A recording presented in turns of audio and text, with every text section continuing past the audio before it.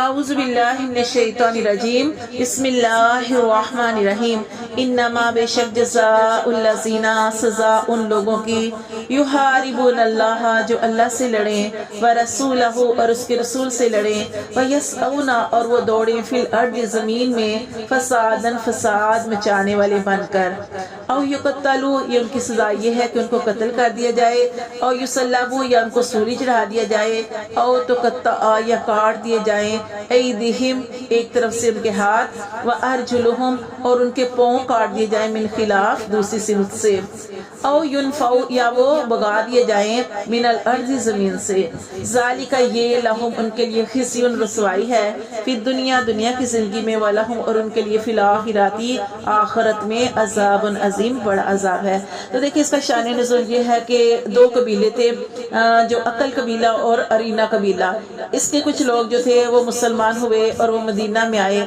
اب مدینہ کی آب و ہوا جو تھی وہ ان کو راس نہ آئی، تو نبی صلی اللہ علیہ وآلہ وسلم نے انہیں مدینے سے باہر جہاں کے صدقے کے اونٹ ہوتے تھے وہاں پہ بھیج دیا۔ وہاں پہ آپ صلی اللہ علیہ وسلم کا ایک بڑا پیارا صحابی جس کا نام یسار تھا، وہ بہت عظیم شخص تھے اور نمازی شخص تھے، تو وہ اونٹوں کو چراتے بھی تھے اور ان کا دھیان بھی رکھتے تھے، خیال رکھتے تھے، کھانے پینے کا بھی۔ تو یہ لوگ جو تھے وہاں پہ چلے گئے جہاں پہ اونٹوں کو باندھتے ہیں۔ اب کیا ہوا کہ آپ صلی اللہ علیہ وسلم نے فرمایا، کیونکہ یہ جو لوگ تھے ان کے پیٹ جو تھے بہت بڑھ گئے تھے اور ان کا رنگ جو تھا وہ زرد ہو گیا تھا، کیونکہ مدینے کی آب و ہوا انہیں راس نہیں آئی تھی۔ تو آپ صلی اللہ علیہ وسلم نے ان کو یہ علاج بتایا کہ آپ نے ان جو اونٹوں کا یعنی اونٹنیوں کا دودھ پینا ہے اور پیشاب پینا ہے تو تمہیں شفا مل جائے گی۔ چنانچہ ایسے ہوا، چند روز میں جو تھے وہ ٹھیک ہو گئے، یعنی تو وہ پیشاب پیتے رہے اور جو اس کا دودھ تھا وہ پیتے رہے، وہ ٹھیک ہو گئے۔ ٹھیک ہونے کے بعد انہوں نے یہ کیا کہ وہ جو آدمی تھا جو اونٹوں کی دیکھ بھال کرتا تھا، اونٹوں کو چراتا تھا، ان کا خیال رکھتا تھا، وہ انہوں نے کیا کہ اس کو قتل کر دیا، ہاتھ پاؤں کاٹ دیے، قتل کر دیا، اور قتل کرنے کے بعد جو تھے وہ اس کی آنکھوں میں گرم سلائیاں جو تھی وہ بھی انہوں نے پھیری اور خود جو تھے وہ اونٹوں کو لے کر فرار ہو گئے۔ اب نبی صلی اللہ علیہ وآلہ وسلم تک جب یہ بات پہنچی تو آپ صلی اللہ علیہ وآلہ وسلم نے ان کے پیچھے جو تھے کچھ لوگ جو تھے وہ دوڑائے اور وہ ان کو پکڑ کے لے کے آئے۔ جب پکڑ کے لے کے آئے تو آپ صلی اللہ علیہ وسلم نے ان کو سخت سزا دی۔ کیا کہ ان کے یہ جو سزا یہاں پہ بتائی گئی ہے کہ ان کے ہاتھ کاٹ دیے جائیں ایک طرف سے، ان کے پاؤں جو ہے وہ دوسری سمت سے کاٹ دیے جائیں، اور پھر آپ صلی اللہ علیہ وسلم نے ان کو